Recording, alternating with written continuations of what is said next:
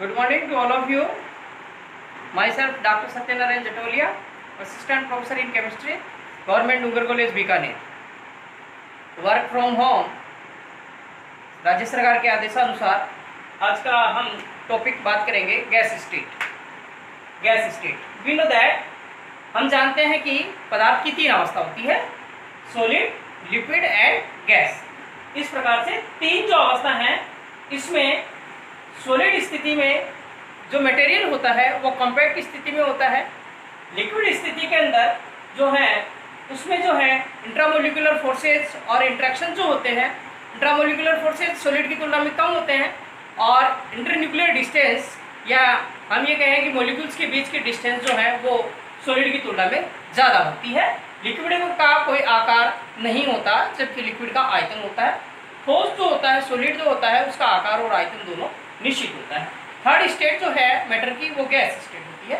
Gas में intramolecular forces नगण्य के बराबर होते हैं, मॉलिक्यूल्स के बीच में डिस्टेंस बहुत ज़्यादा होती है और इसका ना कोई आकार होता है ना ही कोई आयतन होता है. इस प्रकार से we can see that there are three state of the matter, solid, liquid and gas. Now the topic is the gas state. Gas state. For this, we know that there are three laws mainly given by the law for the gas state. Number one, Boyle's law. Second law is the Charles law, and third is the Avogadro's. Boyle's law 1660 में दिया गया था Charles के द्वारा, जिसमें ये बताया गया था कि निश्चित द्रव्यमान वाली सहती वाली जो गैस का आयतन होता है वो दाब के व्युत्क्रमानुपाती होता है. अर्थात हम इसको इक्वेशन 1 जो इसको हम कह सकते हैं एक नंबर इक्वेशन, यदि हम इसको खोल देते हैं तो PV बराबर K हो जाता है, जहाँ K कांस्टेंट होता है. और दो यदि हमारे पास मैटर हैं, गैस हैं, दो हमारे पास गैस अलग अलग गैस हैं, उनके लिए हम ये कह सकते हैं कि P1 V1 बराबर P2 V2.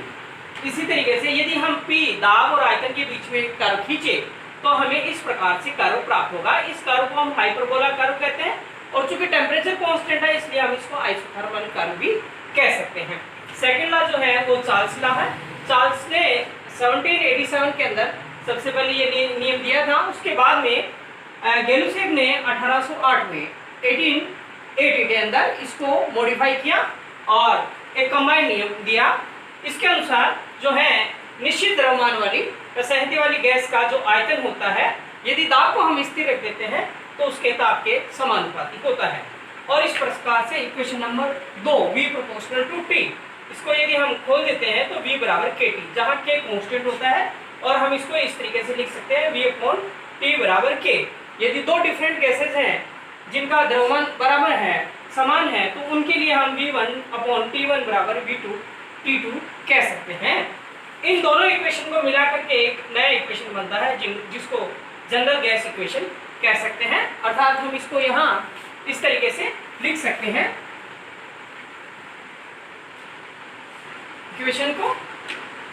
पहला इक्वेशन था हमारे पास V इनवर्सली 1/P और दूसरा इक्वेशन हमारा V प्रोपोर्शनल T2, यानी एक नंबर इक्वेशन और दो नंबर इक्वेशन. तो हम इसको इस तरीके से लिख सकते हैं V प्रोपोर्शनल टू T/P और V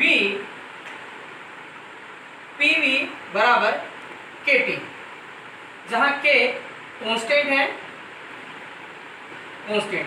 इसके पश्चात इसको हम जॉइंट इक्वेशन कह सकते हैं. इसके पश्चात हम बात करते हैं अवोगाद्रो नियम की. अवोगाद्रो नियम जो था वो 1812 में दिया गया था. इसके अनुसार किसी गैस समान ताप और समान दाब जब हो और समान आयतन हो तो उसमें गैस के अणुओं की संख्या भी समान होती है. अर्थात V proportional to N equation number हम इसको 4 कह सकते हैं. और इस प्रकार से जब हम V प्रोपोर्शनल टू N इसको हम इसमें लेंगे तो एक नया इक्वेशन हमारे पास आता है जिसको हम कहते हैं ideal gas equation. Ideal gas equation यानी हम जानते हैं कि पहला इक्वेशन हमारे पास बॉयल्स लॉ था, V proportional to 1/P. Second equation हमारे पास V प्रोपोर्शनल टू T था और third equation V proportional to N है. इन तीनों इक्वेशन को जब हम मिला देते हैं तो हमारे पास एक नया इक्वेशन आता है PV बराबर NKT, जहाँ K एक कांस्टेंट है. इसको एक नए कांस्टेंट में गैस के लिए पीवी बराबर nRT के द्वारा हम दर्शाए जाते हैं। इस गैस इक्वेशन को ही हम आइडियल गैस इक्वेशन कहते हैं। Thank you.